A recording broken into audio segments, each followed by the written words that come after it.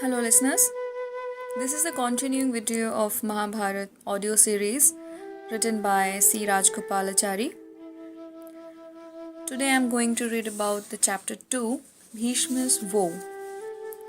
So, let's begin with the chapter. With joy, the king received to his heart and his kingdom the resplendent and youthful prince Devabrat and crowned him as the Yuvraj, the heir apparent. 4 years went by.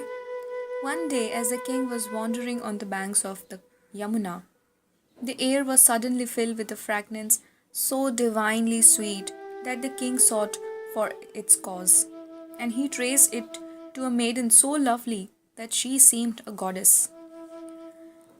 A sage had conferred on her the boon that a divine perfume should emanate from her, and this was now pervading the whole forest. From the moment the goddess Ganga left him, the king had kept his senses under control. But the sight of this divinely beautiful maiden burst the bonds of restraint and filled him with an overmastering desire. He asked her to be his wife. The maiden said, "I am a fisherwoman, the daughter of the chief of the fishermen. May it please you to ask him and get his consent?" Her voice was sweet as her form. The father was an astute man. He said, "O king, there is no doubt that this maiden, like every other, has to be married to someone who, and you are indeed the worthy of her.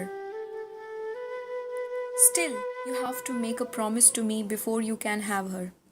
Shantanu replied, "If it is just a promise, I shall make it." The chief of the fisher folk said, "The child born of this maiden should be the king after you." Though almost mad with the passion, the king could not make this promise, as it meant setting aside the godlike Devabrat, the son of Ganga, who was entitled to the crown.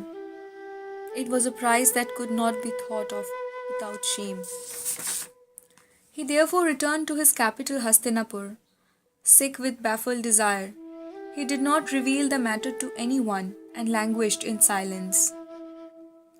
One day, Devabrat asked his father, "My father, you have all that heart could wish. Why then are you so unhappy?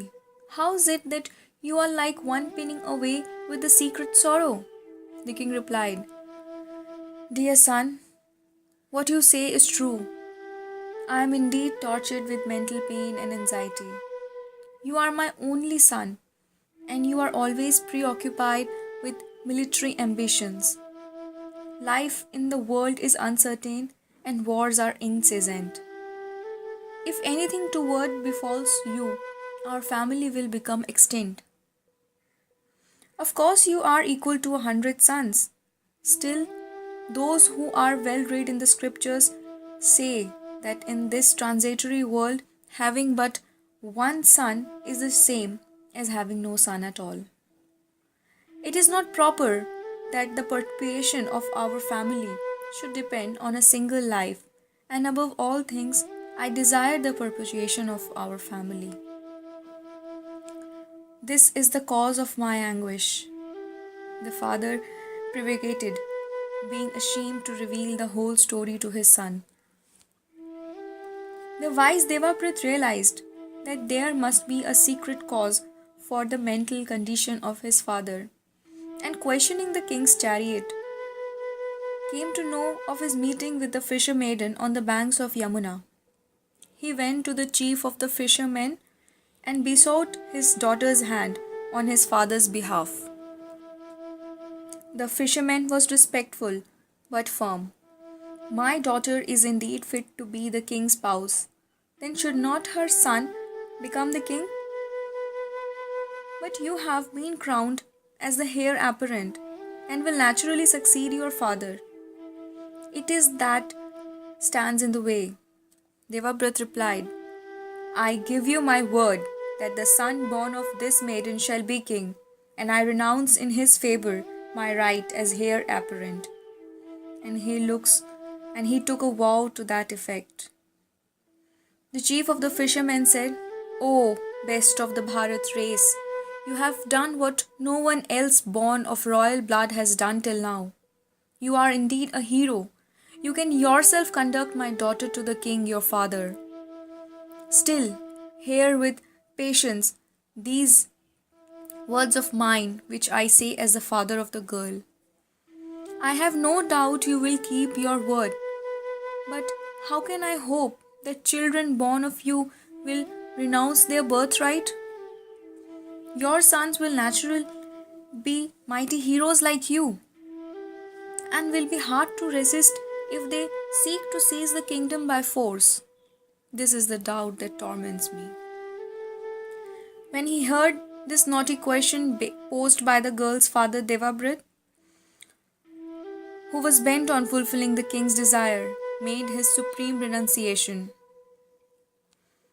He vowed with upraised arm to the father of the maiden, I shall never marry, and I dedicate myself to the life of unbroken chastity. And as he uttered these words of renunciation, the gods showered flowers on his head, and cries, Bhishma, Bhishma, resounded in the air. Bhishma means one who undertakes a terrible vow and fulfills it. That name became the celebrated epithet of Devabrat from that time. Then the son of Ganga led the maiden Satyavati to his father. Two sons were born of Satyavati and Shantanu, Chitrangada and Vichitravirya, who ascended the throne one after the other. Vichitravirya had two sons, Dhritarashtra and Pandu, born respectively of his two queens, Ambika and Ambalika. The sons of Dhritarashtra, 100 in number, were known as the Kauravas. Pandu had 5 sons who became famous as the Pandavas. Bhishma lived long, honored by all as a pater familias until the end of the famous battle of Kurukshetra. Chapter 2 finishes here. Keep listening to Mahabharata in the next videos.